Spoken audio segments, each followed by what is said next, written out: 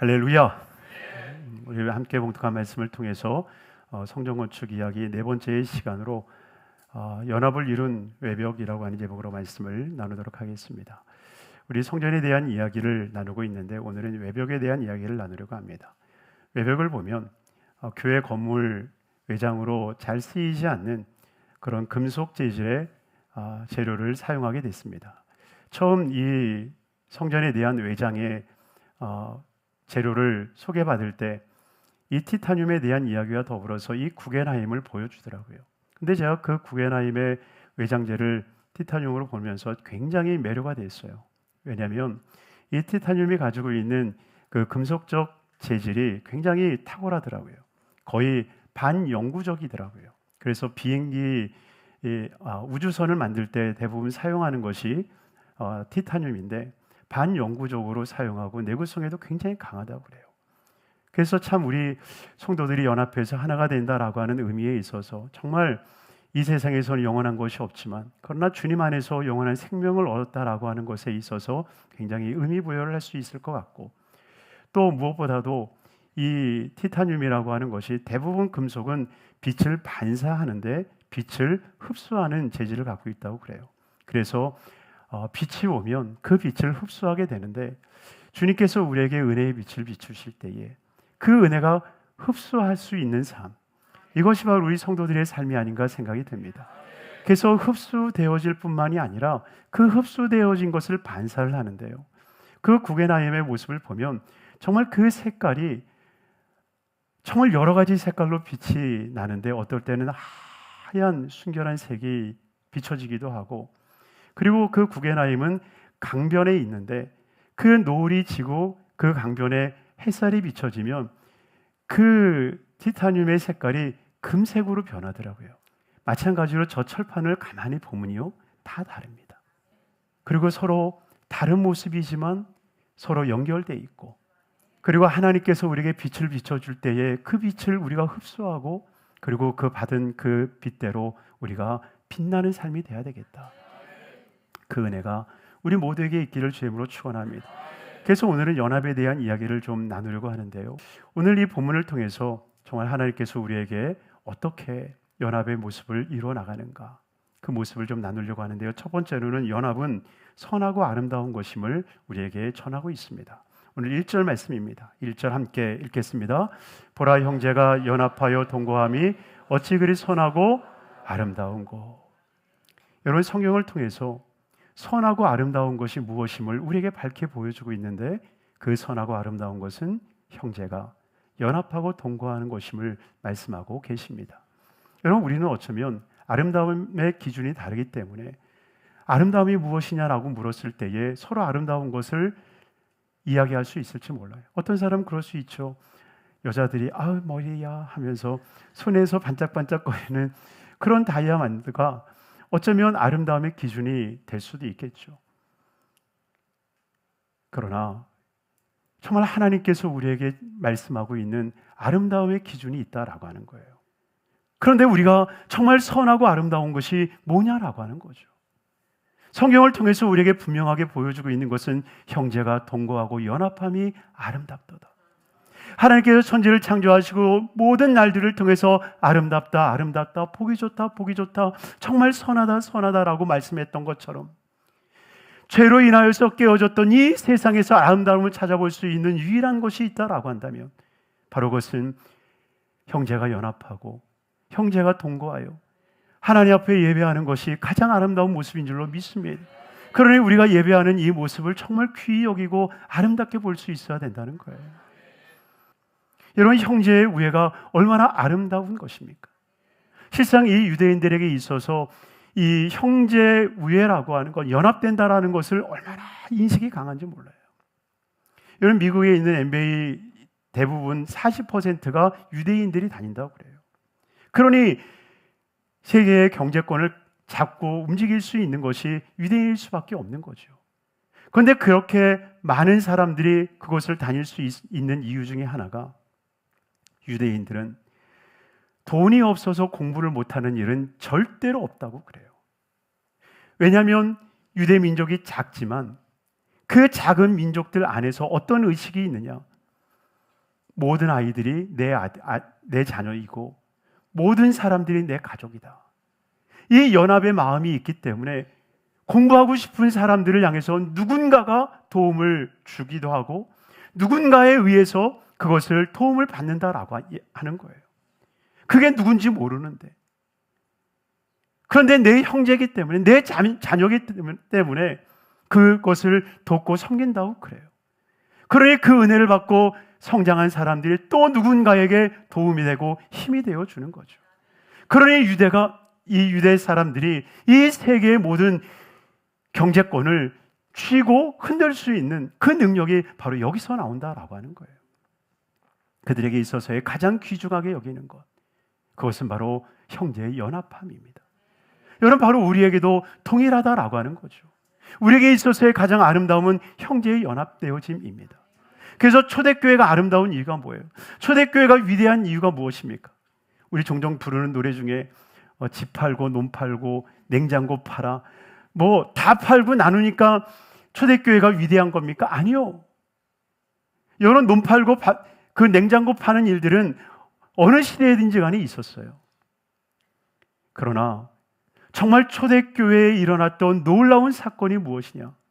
여자와 남자가 한 자리에, 주인과 종이 한 자리에, 히브리인과 유대 사람이 한 자리에, 언약의 백성들과 언약을 받지 못한 백성들이 한 자리에, 할례 받은 자와 무할례자가 한 자리에 모일 수 있었던 것.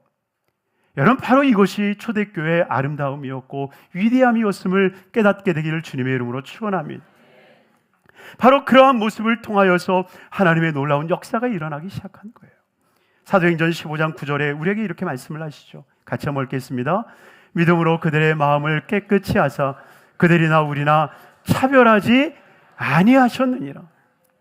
하나님이 차별하지 아니하신 것을 보는 순간에 그 누구도 차별할 수 없는 마음이 그들 마음에 들어온 거죠. 종이라 할지라도, 이방인이라 할지라도, 타인이라 할지라도 모두를 품을 수 있는 마음이 있을 때에 바로 그들에게는 하나님의 위대한 역사가 일어나게 된 것입니다. 그러니 우리에게도 형제의 연합함이 정말 아름답고 귀하고 존귀함을 깨닫는 우리 모두가 되기를 주임으로 축원합니다. 두 번째로, 연합은 주님의 은혜로 되는 것을 우리에게 보여주고 있습니다. 오늘 2절의 말씀인데요, 함께 읽도록 하겠습니다. 머리에 있는 보배로운 기름이 수염 곧 아론의 수염에 흘러서 그의 옷깃까지 내림 같고. 아멘. 여러분이 이렇게 형제가 연합하고 동거할 수 있었던 그 이유를 2절은 그렇게 말합니다. 아론의 머리에 부어진 그 기름이 그의 수염을 따라 옷깃에 흘렀다라고 얘기합니다. 여러분, 이것은 대제사장이 등극할 때의 모습입니다. 아론은 이스라엘 백성들의 대제사장의 대명사입니다. 그래서 아론이라고 하는 그 이름은 마치 이스라엘 모든 세대에 세워진 대제사장을 대표하는 것이에요. 그런데 그 대제사장 그 임직식에 머리에 기름을 부으면 그 기름이 흐르는 거예요. 흘러서 그 옷깃까지 흐른다라고 말씀하고 있는데, 제사장이 입고 있었던 옷은 어떤 옷입니까? 바로 12지파들의 보석을 그 가슴에 붙인 그 흉배를 가슴에 붙이고 있었던 옷이었습니다. 그러니 하나님께서 부어주셨던 그 기름이 그 머리로부터 수염으로 그리고 그 옷깃으로 흘러서 모든 사람들에게 흐르는 그 모습을 주님께서 허락해 하신 것입니다. 그러니 우리의 삶 가운데 진정한 하나 되어짐의 역사는 언제 일어나느냐? 하나님의 은혜가 부어지고, 그리고 그 부어진 은혜가 흘러야 된다라고 하는 거예요. 여러분, 하나님께서는 각 개인에게 다 은혜를 주시는 것 같지만, 그러나 하나님께서는 한 사람에게 은혜를 부어주시고 그 사람을 통하여 주변에 있는 많은 이들에게 그 은혜가 흐르기를 원하고 계신다라고 하는 거예요. 그래서 하나님이 창조하실 때는 높음이 있고 낮음이 있으며 빛이 있고 어두움이 있는 거예요. 어두움 자체가 부정적인 것이 아닙니다. 높고 낮음 자체가 부정적인 것이 아니에요. 하나님이 창조하실 때부터 높음이 있었고 낮음이 있었어요. 그러나 주님이 만드신 것은 높음과 낮음을 만드신 것이 아니라 흐름을 만드셨다라고 하는 거예요. 하나님의 은혜가 흐를 수 있도록, 어딘가의 높음이 어딘가에게 흘러나갈 수 있는 삶이 될 수 있도록 주님은 때로 높이셨다라고 하는 거예요.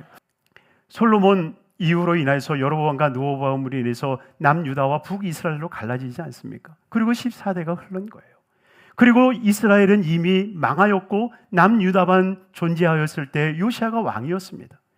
그때 그 요시아가 유월절을, 하나님의 거룩한 언약책을 발견하면서 유월절을 지키게 되는데, 그 유월절을 지키라고 공포하는 순간에 자기만 혹은 자기 민족만 지키게 한 게 아니라 북이스라엘에 있었던 모든 사람들도 유월절을 지키게 하고, 예루살렘 안에 있었던 모든 거민들도 지키게 하고, 그리고 함께 있었던 모든 방백들까지도 그 유월절을 지킬 수 있도록 이 요시아가 행정을 처리하는데, 7절에 이렇게 나와 있습니다. 7절에 보면 요시아가 그 모인 모든 이들을 위하여 백성에게 자기의 소유 양떼 중에서 어린 양과 어린 염소 3만 마리와 수소 3천 마리를 내어 유월절 제물로 주매라고 말합니다. 그리고 이 요시아의 모습을 보았던 방백들과 레위 사람들의 우두머리들도 함께 자기의 양을 내놓기 시작하는데, 어떤 이들은 3천의 양을 내놓고 어떤 이들은 2천의 양을 내놓으면서 함께 그 제사를 드릴 수 있도록 이끌어 갔다는 것입니다. 바로 이것이 하나님의 은혜가 흐르는 거죠. 우리의 영원한 대제사장 되시는 예수 그리스도를 통해서 우리에게 은혜가 흐르는 거예요. 그 은혜가 흐르는 속에 바로 우리는 하나님의 복을, 하나님의 역사를 이루어가는 것입니다. 그러니 정말 우리에게 영원한 대제사장, 우리의 영원한 중보자, 하나님과 우리의 중보자가 되시는 예수가 있음을 기억하고 그분으로 인해서 우리에게 부어주시는 그 은혜를 소망하는 삶이 되기를 주님으로 축원합니다. 마지막 세 번째로 연합은 복이라는 것입니다. 할렐루야. 우리 3절의 말씀인데요, 함께 읽도록 하겠습니다. 헬본의 이슬이 시온의 산들에 내린 같도다. 거기서 야훼께서 복을 명하셨나니 곧 영생이로다. 헬몬의 이슬이 시온의 산들에 내린 같도다. 거기서, 어디서요? 거기서 야훼께서 복을 명하셨더라. 주님께서 복을 명하시는 거기가 어디입니까? 형제들이 연합하고 형제들이 동거하는 곳. 정말 그 연합의 힘을 통해서 하나님께서 복을 명하여 주시는 거예요. 호세아서 14장 5절은 우리에게 이렇게 말씀하고 있어요. 같이 읽겠습니다. 내가 이스라엘에게 이슬과 같으리니 그가 백합화 같이 피겠고 레바논 백향목같이 뿌리가 박힐 것이라. 하나님께서 이스라엘 백성들에게 내가 이슬과 같이 될 것이다. 여러분, 이슬, 하나님이 이슬과 같다라는 말이 무슨 뜻이겠어요? 이 이스라엘 백성들은 아는 거죠. 이 세상에 이슬이 없으면 안 된다는 거. 이 척박한 팔레스타인 땅에 오직 이슬만이 싹을 맺을 수 있고 꽃을 필 수 있고 열매를 맺을 수 있다라고 하는 것을 너무나도 잘 아는 거예요. 그러기에 주님은 말씀하시는 거예요. 내가 이슬같이 되리라. 그러니 어쩌면 우리는 이슬방울처럼 아무것도 아닌 존재일 수 있지만, 그러나 이 이슬방울들이 모였을 때에 큰 강줄기를 만들어서 하나님 앞에 영광이 되고 하나님이 복 주시는 귀한 삶이 될 줄로 믿습니다. 그러니 이슬 같은 우리의 삶이 연합하여 하나님의 큰 복을 누리시게 되기를 주님의 이름으로 축원합니다. 축원합니다.